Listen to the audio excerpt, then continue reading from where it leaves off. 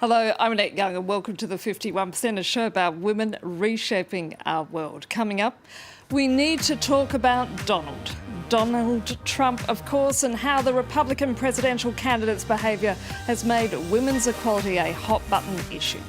We also speak about how the gender divide has become a gender schism in this US election with Time contributor NewtonSmall, who's based in Washington, DC. And we meet Sonita, the Afghan teenager who raps against child marriage and herself became the subject of an award-winning documentary. But first, a Republican candidate, Donald Trump's treatment of women and successive allegations of sexual assault have dogged his US presidential campaign. Yet what it's also done is put gender on the map for the first time in American politics as a crucial deciding issue.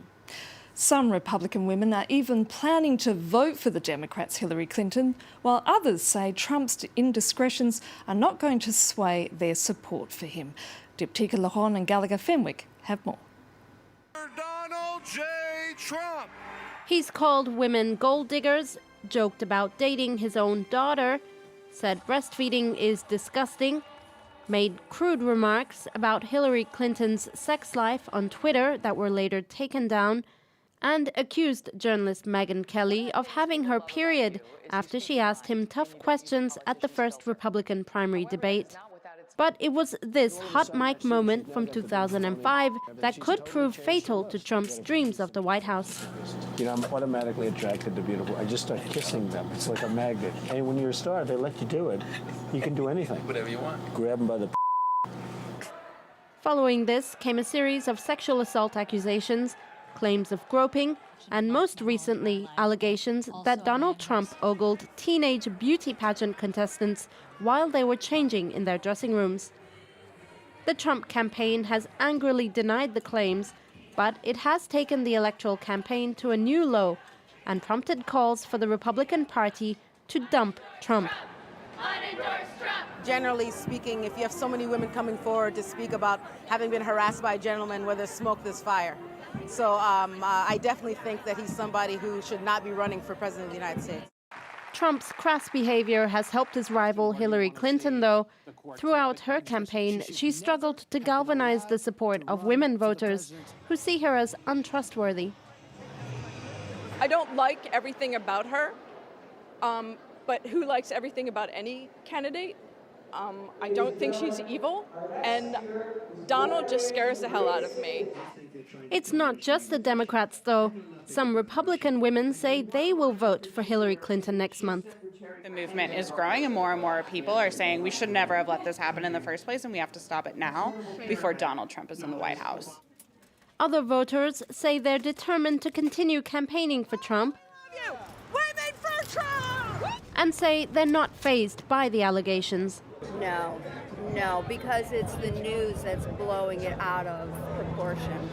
The other women jumping to Trump's defense, his wife Melania, who also blamed the media, and his daughters Ivanka and Tiffany, who insist that the man who could be the next US president does respect women. Now, in no other American election has gender played such a critical role. If Democratic candidate Hillary Clinton does indeed become the first female president-elect on November 8th, it will have been millions of women across the country who have brought her over the line. Polls are showing that Republican Donald Trump is clearly struggling with the female electorate after the release of that 11-year-old tape where he's heard to be making lewd comments about women. NewtonSmall, a Time Washington contributor and author of Broad Influence, joins me now from Washington. Jay, thanks for being with us. Now, as a result of an ugly campaign, it does appear misogyny has indeed become a deal breaker in American politics. It's true that the election really has come down to women voters in a really striking way. The last 2.5 weeks have just been so disastrous with these allegations coming out that he'd groped women, the tape where he bragged about groping women, that it's just really destroyed those poll numbers, and he is now down anywhere from 6 to 10 points if you look at national polls. Well, certainly if you take a look at those polls, particularly those, say, from Nate Silver, which shows what would happen happen if just women were to vote. And as you'll see in blue, Hillary Clinton would win almost outright, versus what would happen if men just voted, with Trump getting into the White House. It paints a very stark picture of gender difference, doesn't it? It does, and in fact, women are the most powerful voters in the United States.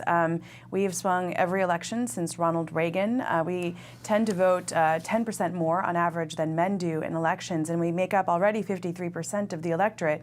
So it's a crucial demographic when you're looking to become president. And the only times Republicans have actually won the White House in the last 20 years is with George W. Bush, and that's when they've mitigated the loss of women to Democrats to less than 10 percentage points. So women tend to vote more Democratic anyway, but you have to sort of pull enough independent women, enough women, and Donald Trump just isn't doing that. So that's really where he's lost so much of his ground, and it's really stark, the differences. But Donald Trump was the man that Hillary Clinton needed to win the women's vote, especially since she's had such a trust issue with voters. So Hillary's never appealed particularly with younger women, but she's very lucky that she's running against Donald Trump, because the one person that younger women don't like more than Hillary Clinton is Donald Trump. And frankly, he's been a gift to her. I mean, she's a very flawed candidate. She talks herself about how she's not a natural politician. And if she'd been running against anybody else on the Republican side, particularly Jeb Bush or Marco Rubio, most Republicans inside Washington today say that she'd be losing at this point, given all of her own scandals having to do with WikiLeaks and her emails being hacked and other things. And so, but and all of that is being ignored because Donald Trump is just dominating the news with every day some new allegation of a woman coming forth saying he groped her, or his responses to them, which have been incendiary, to call them ugly, to call them out. And so she's very lucky. If Donald Trump was to win, how will that impact women's rights in the United States?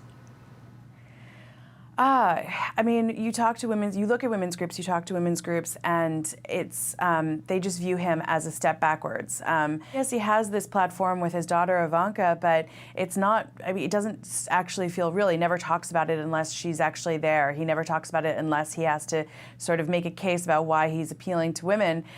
This is not a natural sort of selling point for him in any of his stump speeches, and so. There is a lot of worries that amongst women's groups that Donald Trump could represent a severe sort of rolling back of the progress women have made in the workforce.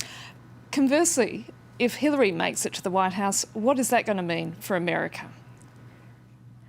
Well, when I interviewed Hillary for my book, she talked about how she would govern differently because she is a woman, which I think is, she argues that she brings a very different perspective to the office, and she certainly is the first candidate ever to campaign almost completely on a platform of equal pay and paid family medical leave, maternity and paternity leave, childcare. These are issues that are traditionally viewed as women's issues in the United States, and yet they are some of her biggest applause lines. Her audience is almost exclusively women when you go to her events. And so if she governs the way she has campaigned, it would be a very different picture for women in America. She's pledged to make at least half of her appointees, including half her cabinet women, which would bring thousands more women into the government. And she says that she wants to create a public-private partnership to bring more women into the private sector. So it would be a very stark choice between Hillary Clinton and Donald Trump if you're looking at it through the gender lens. Jane NewtonSmall, we're going to have to leave it there. Thank you so much. Now, finally to Afghanistan, where an estimated 15% of girls aged under 15 become brides. Not, however, Sonita, a teenager living in Iran as a refugee, dreaming of becoming a rap star while fighting off demands from her family that she be married off. Sonita was fortunate enough to meet a filmmaker who made a documentary about her plight and as a result saved her from becoming a child bride. Belle Upton recently went to meet her.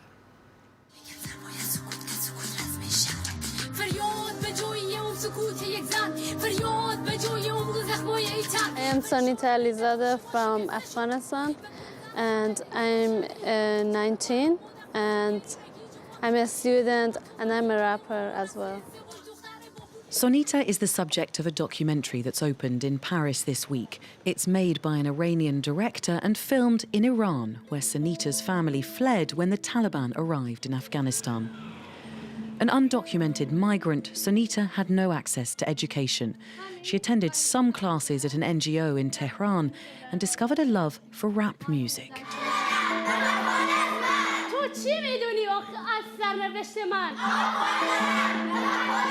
The film follows Sunita's quest to escape the marriage planned for her by her parents. I'm rapper. I'm a rapper. And to become a rap artist. I was almost a child bride, and it happened to me 2 times. The first time I was 10 years old, and I thought it was a childish game. But then when I was 16 or 17, when that happened, I was really afraid of living my dreams. It was at this point that Sunita's documentary maker crossed the line from observer to friend, paying off Sunita's mother with $2,000 to keep the teenager in Iran.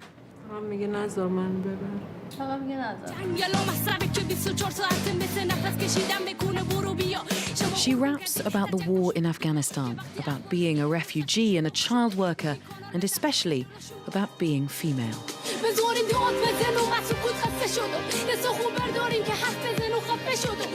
This music video has well over 600,000 hits on YouTube. So, with the release of the documentary, does Sunita see herself as a spokesperson for Afghan girls? I consider myself both a rapper and activist, raptivist. And I'm sure you'll be glad to hear that Sunita is now studying in the US. And that's it for now. If you'd like to comment on what you've just seen, you can head to our Facebook page, that's France24 _51%, or do send us a tweet at _51%. Thanks for your feedback so far, and please do keep those comments coming in. So until our next show, bye for now.